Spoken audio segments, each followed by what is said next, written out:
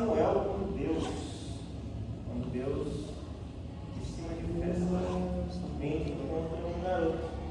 A gente vê as pessoas que deveriam estar sensíveis a Deus estão cegas, estão surdas, estão impossibilitadas de ouvir. Elas estão insensíveis. E aí Deus vem de encontro a Samuel na intimidade do quarto dele, naquele ambiente onde só tinha Samuel, com tranquilidade, com calmaria, e Deus ministra no coração de Samuel aquilo que ele queria ministrar. Uma palavra que a princípio era dura de ser dita, dura de ser ouvida, mas era aquilo que Deus queria dizer. Deus usa Samuel para isso e Deus o confirma como profeta. E aí a história avança e a gente chega no dia de hoje. Eu começo perguntando de novo, né? Essa pergunta. Quando a presença de Deus se manifesta, o que se espera que aconteça? Quando a presença de Deus se manifesta, Henrique, o que você imagina que aconteça? Quando você lembra da coisa da Bíblia, quando você vê um ambiente carregado da presença de Deus, o que acontece? O que vem à sua mente quando você pensa nisso? Seja feita a vontade dele. Seja feita, não, mas quando você pensa num ambiente assim, algumas pessoas do ambiente, o que você acha? Tem alguma coisa que vem à sua mente assim, de maneira imediata? Não? E tu, Pedro? Não, pera, deixa ela falar. Fala comigo. Não, deixa o Pedro. Não, vai falar, não. Dramático. Favoritismo isso aí. Pode falar. Não. É claro! Tá certo. Não, ela foi correta ao agir. Fala comigo. Espera-se que haja quebrantamento, que as pessoas fiquem. A presença de Deus gere algum tipo de quebrantamento mesmo, reconhecimento, respeito e tudo mais. E tu, Pedro, o que você tinha pensado em falar? Fala. Tô com ele. Tudo isso pra fazer um... Não, mas a gente espera que a presença dele seja real, ele consiga sentir, mas para que as pessoas desejam mesmo que aconteça igual aconteceu quando Salomão entrega o templo a Deus e fumaça para todo lado que ninguém vê nada. Interessante isso, né? Entrega do templo, Deus se mostra real, se mostra presente e acontece uma comoção, todo mundo se ajoelha, ninguém consegue se manter de pé. Quem estava ministrando não consegue ficar em pé diante da presença de Deus quando o templo é consagrado. É interessante. A presença de Deus é sensível. O peso da glória de Deus é sensível. Quer falar alguma coisa? Então, transformação.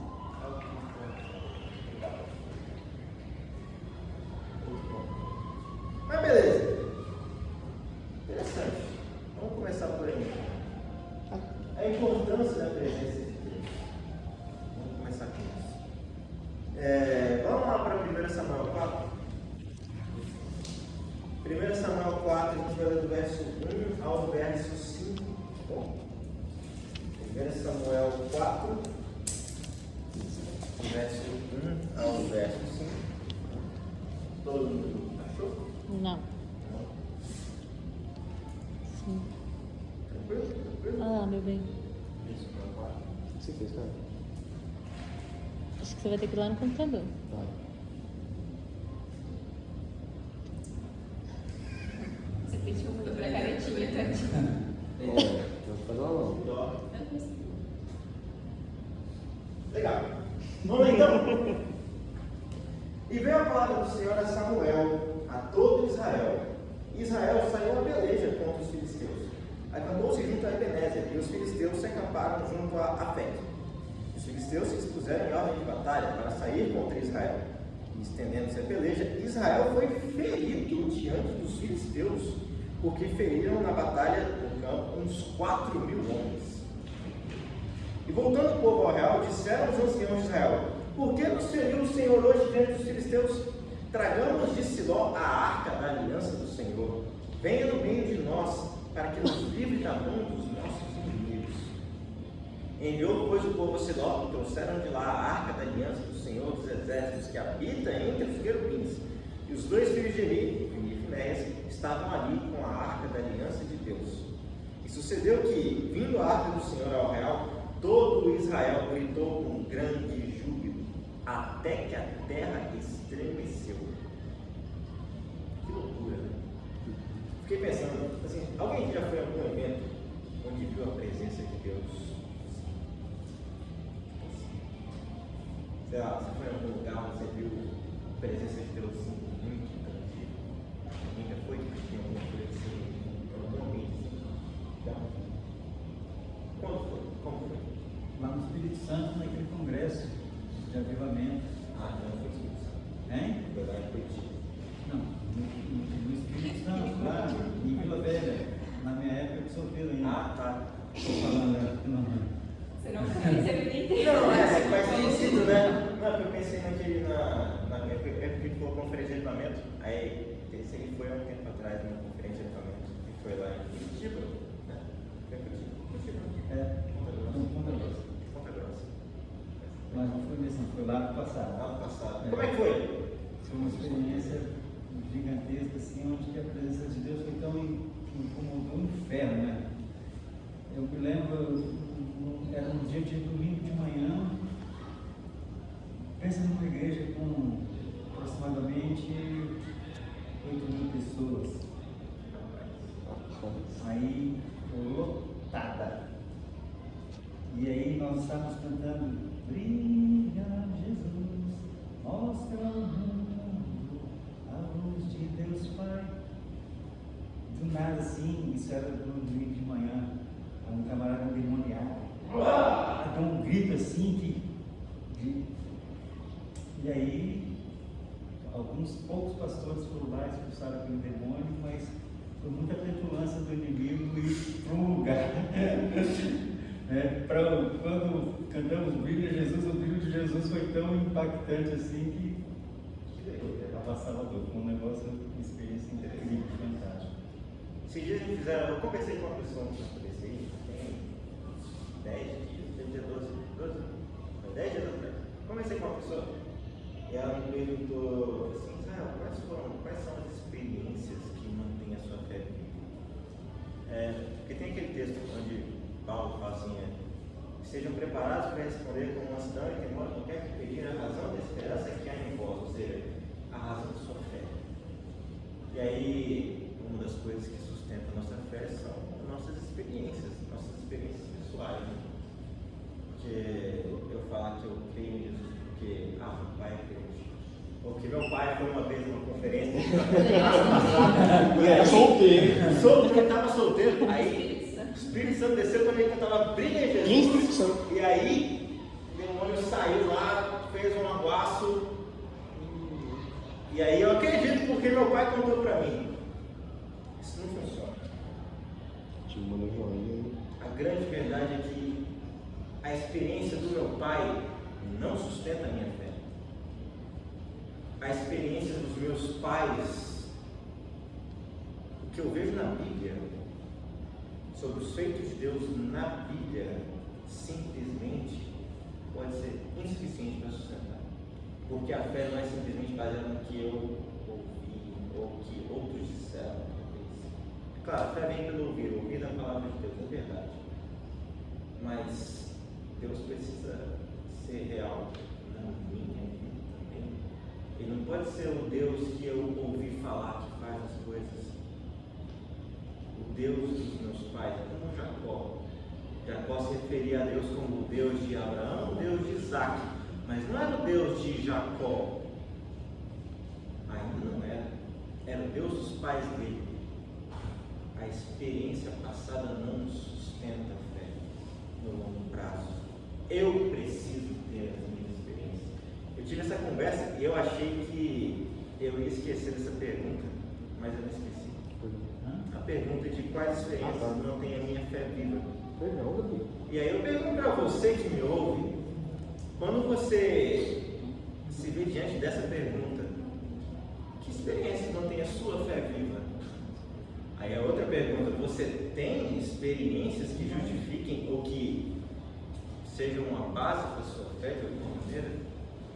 Você tem alguma experiência onde você se viu diante da presença de Deus? Se você tem, são muitas, são distantes, está no passado, só no passado, Eu fiquei pensando, que eu tentei enumerar, né, para ver quantas experiências, quantas menções de quantas são recebidas, né? Então, eu fiquei pensando, quantas experiências eu tenho? E eu fiquei com dificuldade de contar. Você acredita? De tanto ou de pouco? Não, é porque não me veio nada muito especificamente. Eu tenho uma experiência da minha conversão, que foi algo que assim, divisor já. A minha conversão não. Que eu ia para evento de criança, semana da criança, todo ano, né? Então eu devo ter aceitado Jesus algumas quantas vezes. Algumas das vezes. Então eu não tenho uma memória que me diz assim, foi nesse dia que eu aceitei. Porque eu sempre estava na igreja. Mas eu tive um dia que foi o meu primeiro encontro pessoal com Deus. Em 31 de janeiro de 2016. Lá ele se tornou o meu Deus de fato. Tive um encontro pessoal com Deus. Que mudou a minha vida. Que mudou a forma como eu vivia. Deixou de ser o Deus dos meus pais, ou o Deus que está escrito na Bíblia, e eu passei a me relacionar com ele de alguma forma.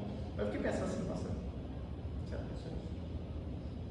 Eu fiquei pensando, eu realmente fiquei pensando porque eu não tenho memória de muitas memórias marcantes. Tipo assim, nossa, que coisa, cara. Que negócio é certo. Será que é porque eu estou acostumado? Pode ser que seja costume, porque eu já vivi, ou porque eu já vi tanta coisa acontecendo ao meu redor. Já estive em cultos em que eu vi a presença de Deus. Eu já estive em cultos em que eu vi o mover de Deus. Mas na grande maioria desses cultos em que eu via a presença de Deus manifesta, talvez eu até senti alguma coisa, mas eu via coisa acontecendo principalmente com outras pessoas. Não comigo. Era até um ponto de discussão assim, Deus.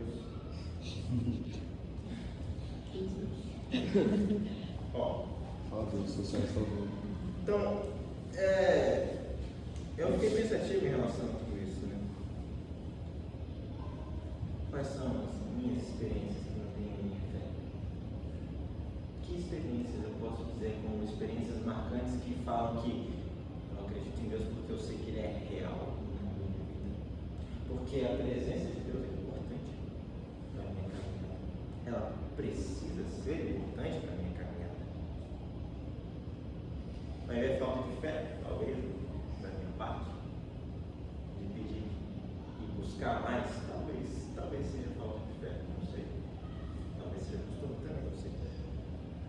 Mas quando Deus vem, geralmente há quebrantamento, há manifestação de poder, há uma mudança no ambiente, uma mudança nos corações. Espera-se transformação. Legal. Ela pode ser algo espetacular, ela pode ser doce, ela pode ser suave, ela pode ser intensa. Sei lá, Deus veio falar com Samuel no quarto. Deus estava ministrando, estava de maneira suave. Mas também Deus vem como o fogo consumidor. Ele vem em terra. Legal, mas por que eu estou falando de tudo isso?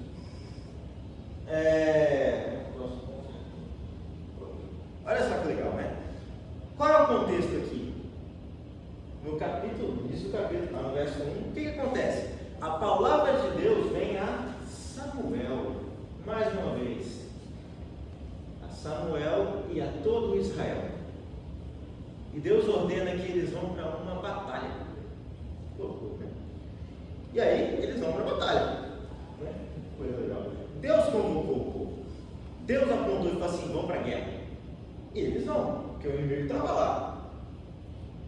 E aí, que coisa, porque logo de cara o texto fala, o povo foi derrotado diante dos inimigos e morreram 4.000 pessoas, numa batalha, num tapa, 4.000 no chão. O povo de Israel, o povo de Deus, o povo foi derrotado diante dos inimigos. Por que você acha que o povo foi derrotado diante dos inimigos? Por que o povo de Deus foi derrotado? Se você tivesse que pensar numa suposição, por que o povo de Deus poderia ser derrotado? Tem uma ideia? Porque eles eram simplesmente piores que Deus? Talvez. O que você acha? Tem alguma ideia? Não? Não? O que você acha, cara? Por que o povo de Deus foi derrotado? Você tem alguma ideia? Alguma sugestão, alguma suposição? Por que o povo de Deus poderia ser derrotado? Ele poderia ser derrotado? Ele foi derrotado. Claramente. Claramente foi derrotado. Claramente podia? Por quê? Por que será? Não sei. Olha só que legal. Lá em Deuteronômio 20, se alguém quiser abrir. Deuteronômio 20 fala uma coisa muito interessante. Olha só, lá no verso 1 a 4 de Deuteronômio 20. Quando saíres a peleja contra os teus inimigos e vires cavalos, carros, povo maior em maior número do que tu, do que o povo de Israel, assim, tá vendo o inimigo? Pois é, eles estão vindo com um exército gigante? Pois é.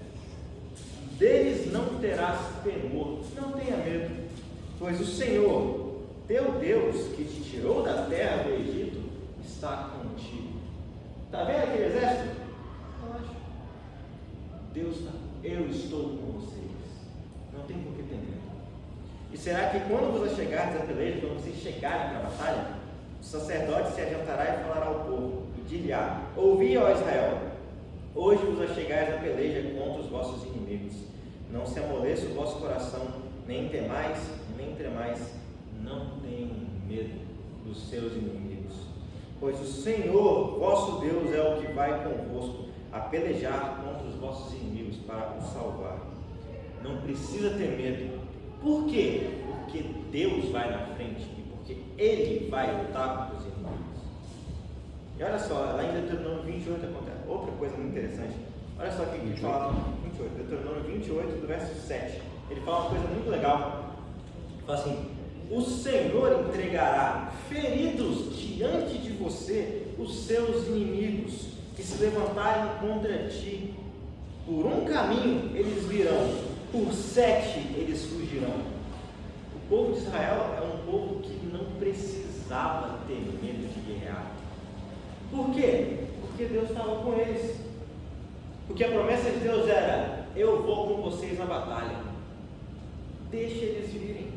Eles estão vindo lá em multidão, deixa vir. Que diferença faz? Se Deus estiver conosco, que diferença faz? Eles vêm com todo mundo. Não tem como perder uma guerra em que Deus participa. É como Moisés. Moisés, quando o povo foi atacado no deserto, e aí Deus fala: ó, taca lá o povo. Deus fala: eu vou com vocês. E Moisés está lá, Moisés intercede pelo povo. E Moisés fica lá intercedendo com o povo com a mão levantada. E por Moisés estar intercedendo pela presença de Deus naquele lugar, eles vencem a batalha. Josué é a mesma coisa. Em uma batalha que ele fica a batalha inteira com uma lança levantada assim, clamando pela presença de Deus. E Deus dá vitória. Quando a gente vê lá Jericó, o que acontece em Jericó? O povo vai lá, tem um muro gigante, não dá para derrubar, não dá para puxar, não dá para quebrar. Eles ficam rodeando lá o muro de Jericó, eles levam a arca da aliança de Deus, e depois eles gritam e os muros caem. E o que acontece? Deus entrega a vitória nas mãos deles. Assim, não tem como perder. Ah, tem uma muralha gigante na minha frente, e daí? Ah, mas não tem como derrubar. Quem disse? Tem uma guerra que acontece no livro de Josué, que junta lá 5 reis, ou junta lá, eles fazem uma, acho que até mais à frente, em outra batalha, junta todo mundo para lutar contra Israel. Aí você fala assim: nossa, difícil, né? Difícil. Deus faz chover pedra de 40 quilos na cabeça dos caras. Olha a pedra. Que diferença faz o número dos inimigos? Que diferença faz a habilidade dos inimigos? Não faz diferença nenhuma. Se Deus estiver na batalha, como ele esteve no passado, é impossível perder. Não tem como esse povo, que é o povo de Deus, perder uma batalha se Deus estiver com eles. Não faz sentido. É impossível. O Senhor é o Senhor dos exércitos. Deus forte e poderoso, o Deus poderoso na guerra. Esse é Deus. Ele não perde. Se ele luta, ele não perde. povo perdeu. O povo de Deus perdeu. É como o povo que foi lá. Deus mandou os espias, né? Eles ficaram 40 dias, eles voltaram, eles deram uma má notícia e falaram assim: ó, a gente não tem chance. Eles têm gigantes, a gente não é nada, eles têm cidades fortificadas, sem chance. Vamos voltar para o Egito. E aí Deus fala: vocês vão morrer no deserto. Eu vou matar vocês no deserto. Vão ficar 40 anos no deserto. Aí o que o povo decide fazer? Olha lá, está em Números 14, para quem quiser ver. Números 14 é o ponto de virada do povo de Israel no deserto. Deus tinha dito: vamos para a terra prometida. O povo falou: não, a gente não tem chance. E Deus falou: então vocês vão morrer mesmo, seus filhos vão. Aí lá no verso 39 a 45, olha só o que o povo faz, né? Depois que eles ouviram que Deus não os deixaria entrar na terra, eles viram assim: levantaram-se pela manhã de madrugada, subiram ao cume do monte, dizendo: eis-nos aqui, subiremos ao lugar que o Senhor tem falado, porquanto havemos pecado. Eles decidem ir para a guerra. Logo depois Deus fala: vocês não vão, porque vocês não vão entrar. E aí olha lá no verso 44, contudo, temerariamente, estupidamente, eles tentaram subir o cume do monte, mas a arca da aliança do Senhor e Moisés não se apartaram do arraial. Moisés não saiu do lugar, nem a arca de Deus. Então desceram os amalequitas e os cananeus que habitavam na montanha e os feriram, derrotando-os até ao mar. Eles perderam a guerra. A presença de Deus não estava com eles. E aí eles perderam. E aí eles morreram. Que coisa, né? Qual é o cenário que a gente está vendo aqui em 1 Samuel 4 mesmo? Os filisteus se dispuseram em ordem de batalha para sair contra Israel. E estendendo-se a peleja, Israel foi ferido diante dos filisteus, porque feriram na batalha, no campo, 4.000 homens. Diante dos inimigos, eles foram derrotados. Que coisa! E diante disso, o que se espera? Né? O que se imagina? Será que tem alguma coisa errada? Será que o problema é em Deus? Será que Deus esqueceu como é que luta? Não esqueceu. Em momento algum ele esqueceu. Se Deus estivesse com eles, eles não teriam perdido. Não importasse a luta. Se Deus estivesse com eles, eles não teriam perdido. E aí, eles conheciam as histórias do passado. Eles sabiam. Tem alguma coisa errada nessa história. Tem alguma coisa errada nessa conta matemática que é povo mais Deus é igual a vitória. Se povo mais Deus foi igual a derrota, tem alguma coisa errada.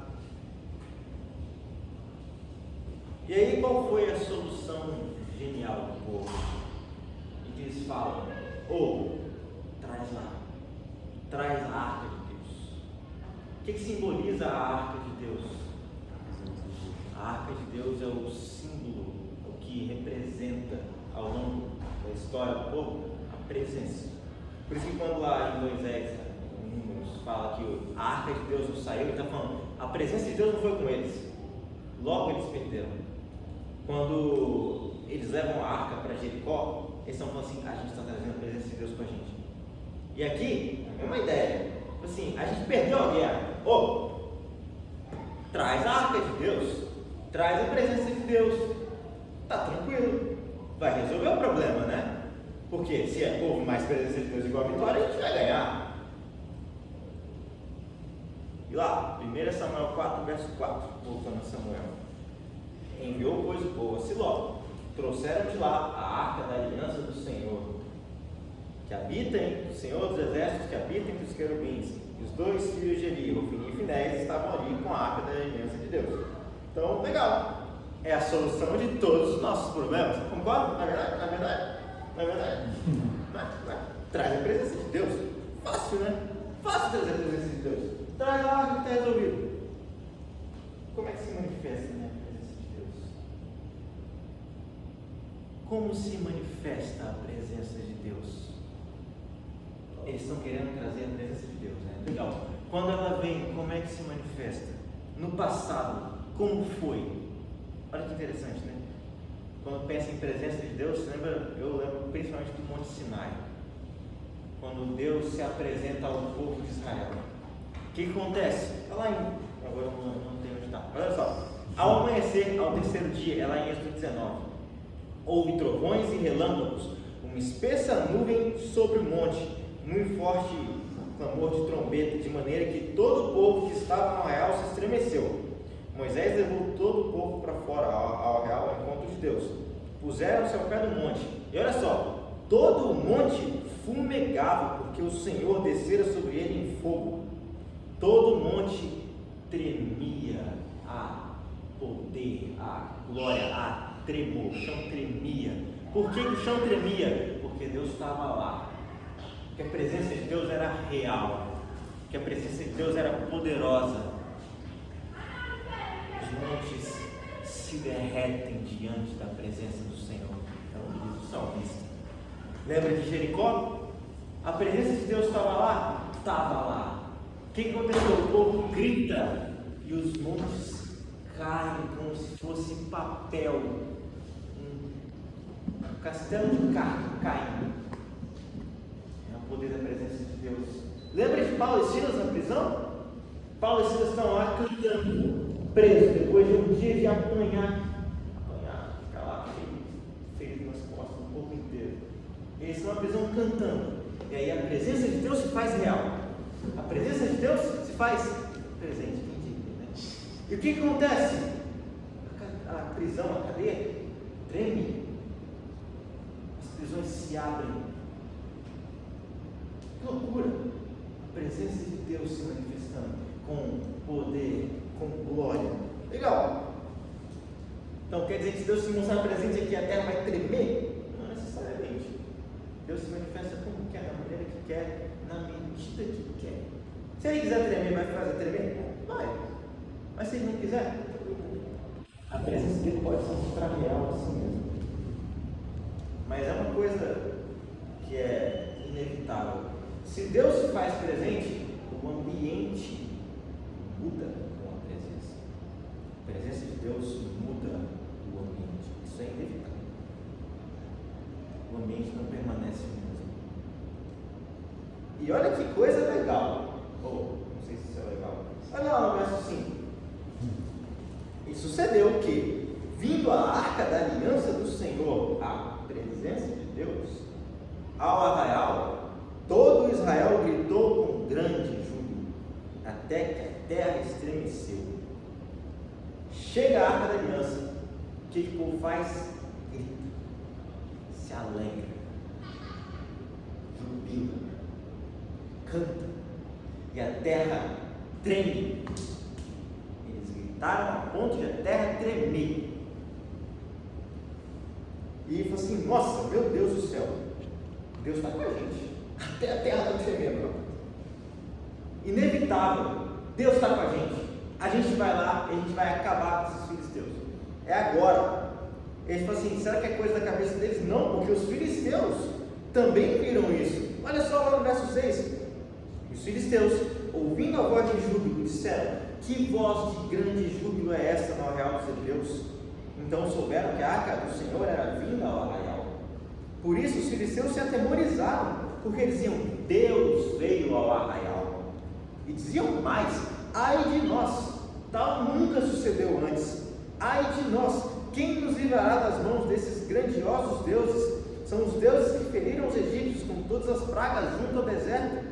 Esforçai-vos e sede homens, ó filisteus, para que porventura não venhais a servir aos hebreus, como eles serviram a vós. Sede homens e pelejai.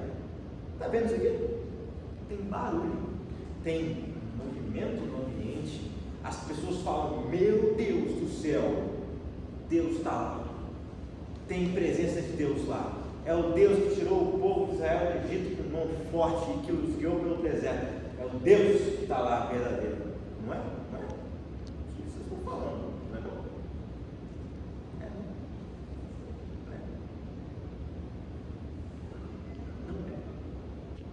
Olha lá no verso 10. 1 Samuel 4, de 10 a 11. Que loucura. Então pelejaram os filisteus e Israel foi ferido, fugindo cada um para a sua tenda. E foi tão grande o estrago que caíram de Israel 30.000 homens de pé. E foi tomada a arca de Deus, e os 2 filhos de Eli, Ofni e Finéias, morreram. Tão grande o estrago que 30.000 morreram. Não só isso, né? A arca, o símbolo da presença de Deus, foi tomada pelos inimigos. Que loucura! Esse povo aqui, ele não tinha temor do Senhor. É aquele mesmo povo que a gente vem falando desde o início. É o povo de Juízes, um povo que tinha um coração dividido. Esses sacerdotes aqui que morreram, Finéias, eram corruptos, pura e plenamente corruptos, desprezavam a oferta do Senhor. A falsa presença, ou achar que a presença de Deus estava com eles, foi muito mais danoso do que a não presença. O barulho que eles achavam que seria da presença de Deus, o que isso gerou, foi mais danoso do que a falta da presença de Deus. E nesse momento, eles avisam o povo. Está lá, a mulher de Finéias, apesar de tudo que ele fazia, ele tinha esposa. Olha só, ela tem um filho. Verso 20, lá de 1 Samuel 4. No tempo em que ia morrendo, disseram às mulheres que estavam com ela: não temas, pois deste a luz do filho. Ela, porém, não respondeu e nem fez caso disso. E chamou o menino Icabode. Não deu o nome do seu filho. Dizendo: de Israel se foi a sua glória, porque a arca de Deus foi tomada por causa do seu sogro e seu marido. E disse: de Israel a glória é levada presa, pois é tomada a arca de Deus. Nesse dia, ele ouve isso aqui. Ele estava numa cadeira, ele era gordo, ele cai, que era por isso que morre. Então morreu os filhos de Eli, morreu Eli, morreu a esposa de Finéias. E o nome que ela dá para o filho, Icabode. Foi-se a glória de Israel. Acabou a glória de Israel.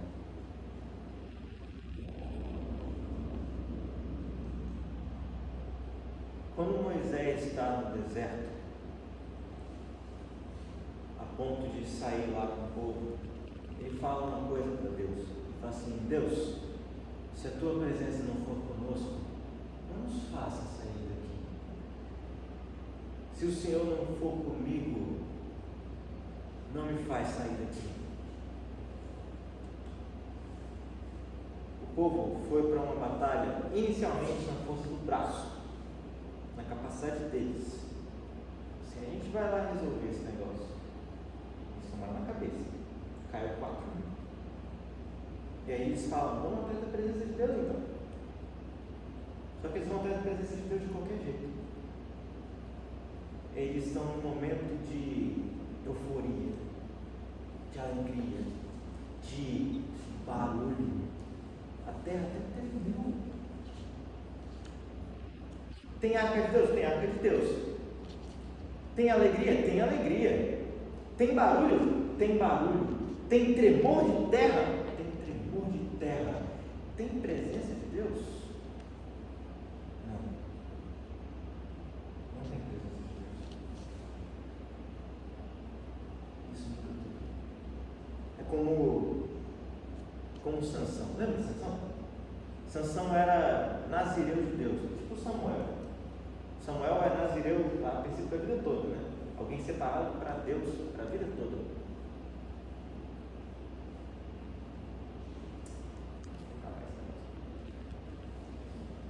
Quando Sansão é oferecido, é a mesma coisa, nazireu para a vida toda. Ele vai quebrando as coisas.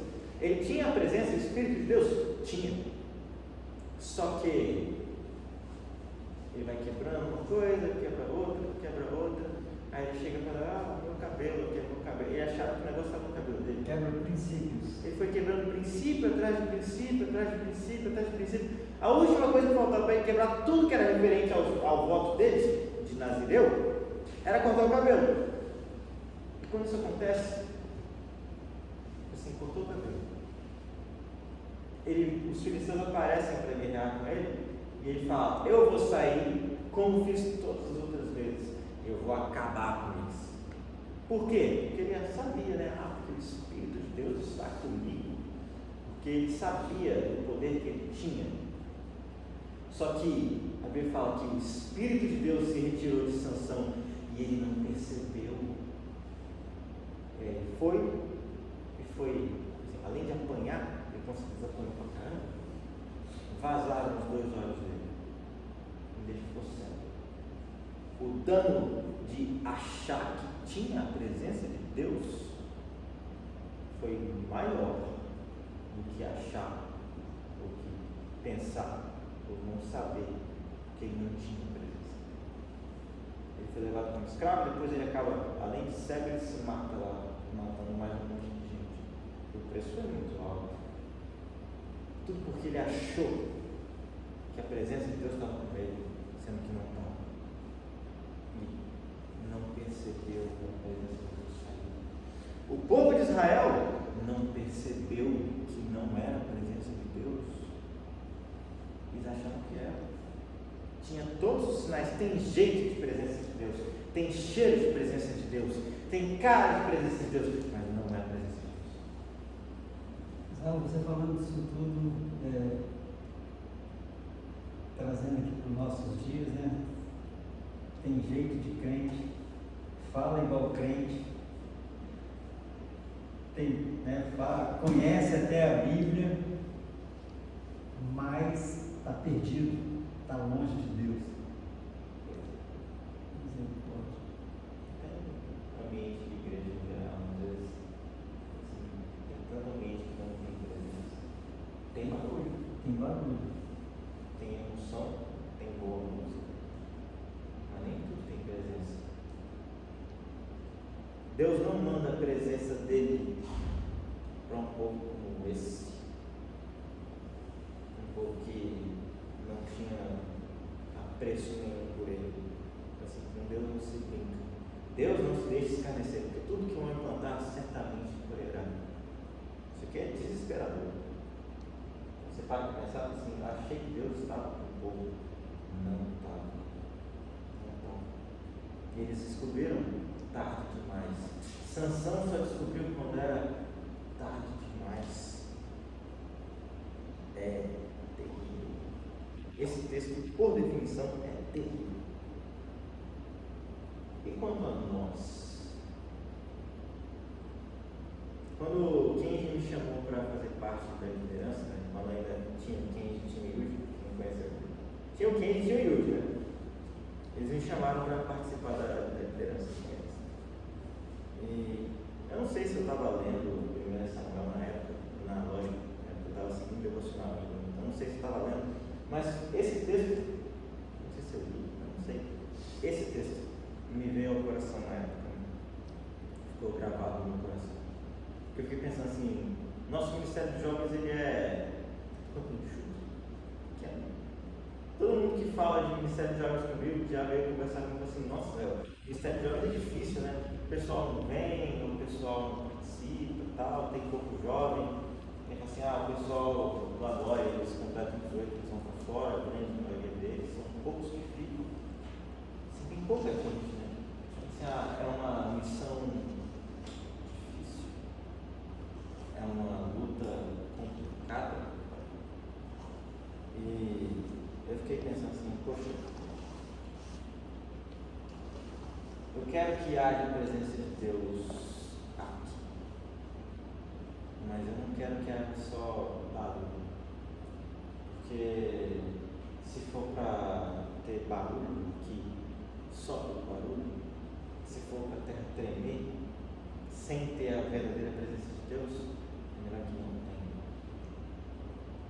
Que eu não quero que a gente se veja enganado. Eu não quero me ver enganado. De achar que eu estou indo e que Deus está comigo para eu lá na frente tropeçar, cair de uma forma que não tem como levantar e ver, putz, eu não estava. Achei que estava acompanhando a presença de Deus. Não estava. Assim, estou diante de uma batalha, né? Liderar ou fazer parte do ministério de jovens.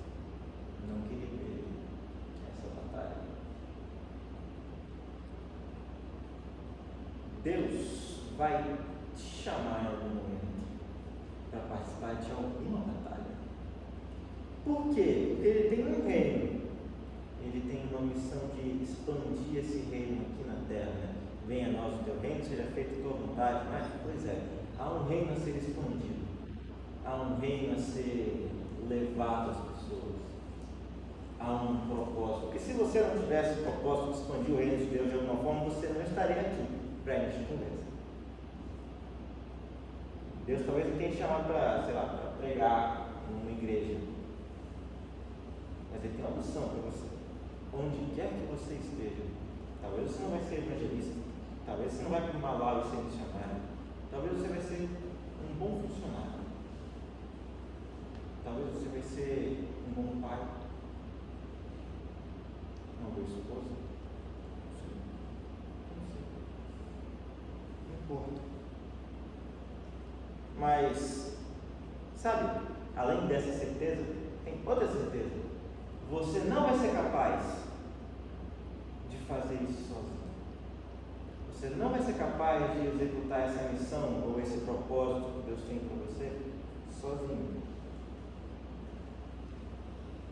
Porque a gente não é suficiente. Você não é suficiente para fazer a obra de Deus. Eu não sou suficiente para fazer a obra de Deus. Porque não é assim que a obra de Deus é feita. É como Moisés, né? Quem que era Moisés quando Deus chama Moisés? Moisés era filho da filha de Faraó. Moisés tinha conhecimento da ciência, conhecimento dos egípcios.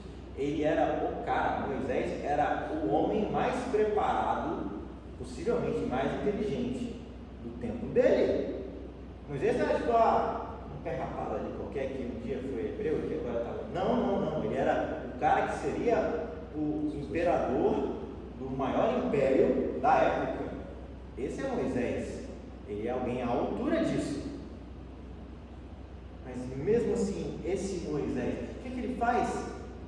Esse Moisés, ele fala: se o Senhor não for comigo, não me faz sair daqui.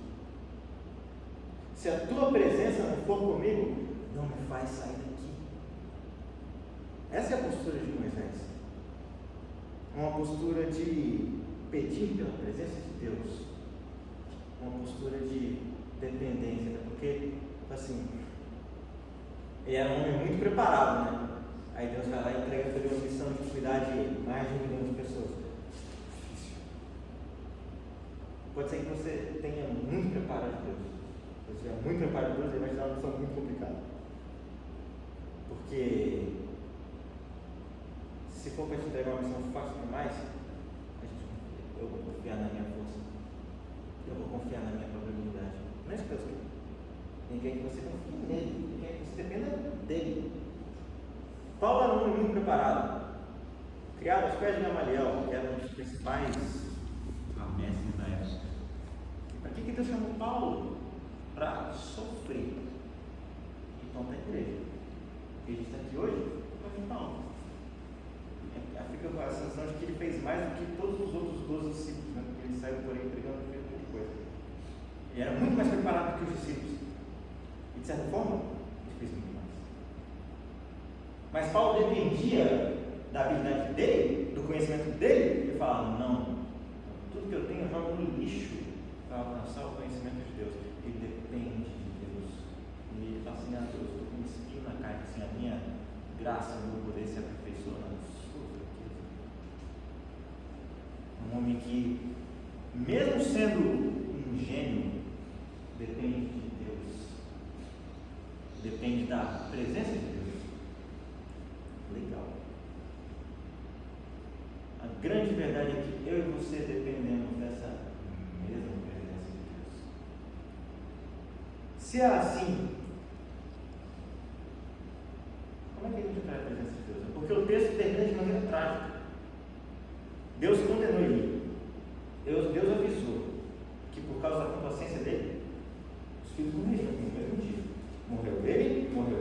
morreu o esposo do filho e a arca de Deus foi levada. E Deus, não só isso, né? Por Levi destratar o trabalho dele, do sumo sacerdote, Deus amaldiçoa toda a descendência de ele. Não é só você vai morrer, está vendo seus filhos? Toda a sua descendência? Pois é, está amaldiçoado para sempre. E o texto termina de maneira trágica. É só tragédia, é desgraça sobre desgraça esse texto. Só tragédia. E aí? Gente, como é que isso se aplica a nós? Se eu sei que eu preciso da presença de Deus, o que eu faço? Como é que eu posso atrair a presença de Deus? Se a solução não é eu ter uma arca, tem uma arca, o que eu faço? Se eu preciso da presença de Deus? Esse texto não mostra. Mas vamos para o que mostra? Deuteronômio 27, ele traz umas coisas muito legais.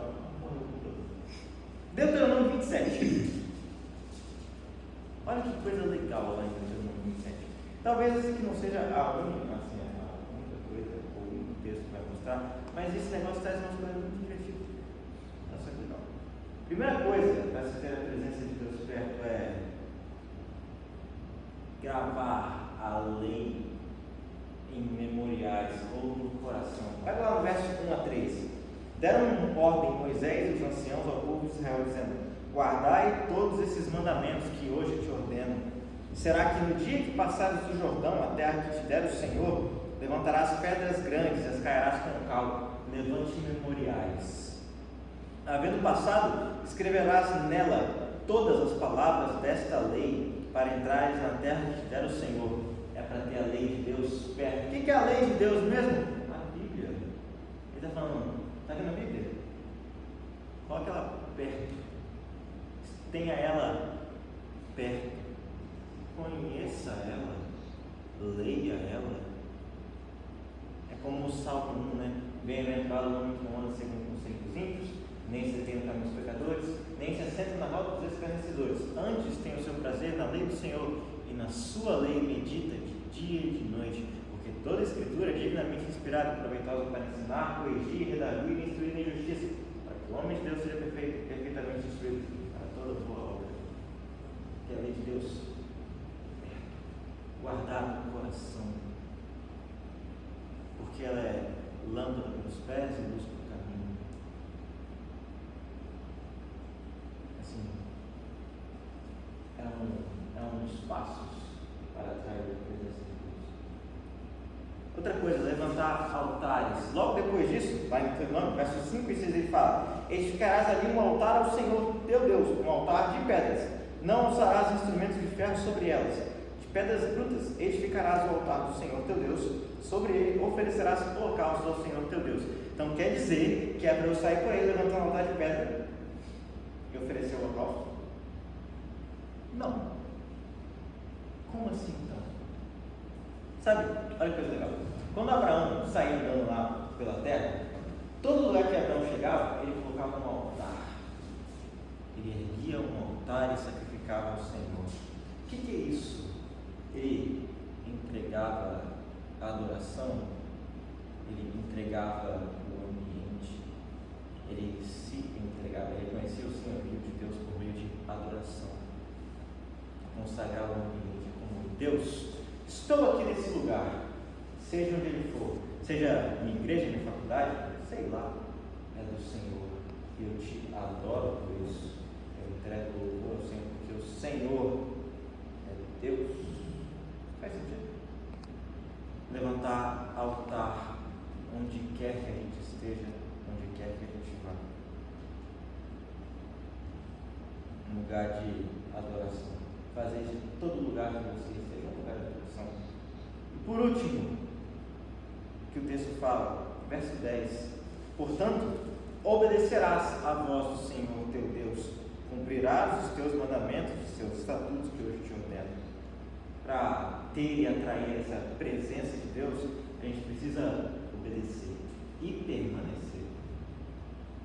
Permanecer naquilo que está escrito. Como é que eu vou permanecer? Tendo a palavra perto, guardada no coração, escrita em memoriais, tendo um ambiente